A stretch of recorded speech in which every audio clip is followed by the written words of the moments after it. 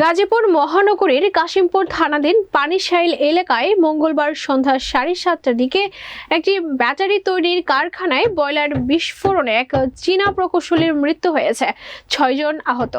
গাজীপুর জেলা প্রতিনিধি আব্দুল কুদ্দুসের পাঠানো প্রতিবেদনে দেখুন বিস্তারিত। এর মধ্যে একজনের শরীর 60% পুড়ে গেছে।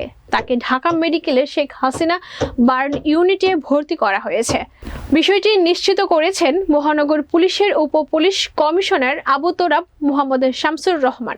তিনি আরও জানান, মহানগরীর কাশিমপুর থানাধীন দক্ষিণ পানিশাইল পলাশ হাউজিং শাকিনস্থ মৌসুমী গার্মেন্টসের নিচে চায়না মালিকানাধীন টং রুই দ্য ইন্ডাস্ট্রি একটি ব্যাটারি তৈরি কারখানায় মঙ্গলবার সন্ধ্যা 7:30টার দিকে বয়লার বিস্ফোরণ ঘটে।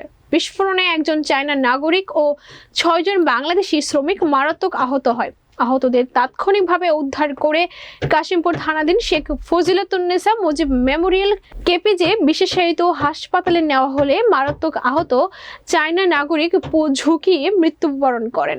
এ বিষয়ে মহানগরীর 1, 2 ও 3 নং ওয়ার্ড সংরক্ষিত মহিলা কাউন্সিলর মিসেস পারভিন আক্তার বলেন, আহত 6 জন বাংলাদেশি নাগরিকের মধ্যে অমল ঘোষ নামে একজনকে উন্নত চিকিৎসার জন্য ঢাকায় শেখ হাসিনা বার্ন ইনস্টিটিউটে প্রেরণ করা হয়েছে।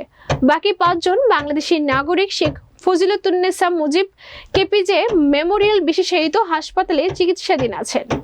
চায়না যে নাগরিক যিনি মারা গেছেন উনি আসলে ওই ফ্যাক্টরির প্রধান মেইনটেনেন্স ছিলেন, ইঞ্জিনিয়ার ছিলেন। তো উনি আসলে এইটার ত্রুটি কি বা এটার প্রবলেমটা কি এটা উনি ফাইন্ড আউট করার চেষ্টা করছিলেন। এর মধ্যে আপনার এই দুর্ঘটনাটি ঘটে এবং এই দুর্ঘটনায় আমাদের চায়না নাগরিক যিনি মারা গেছেন উনি তো মারা গেছেন। এছাড়া আমাদের বাঙালি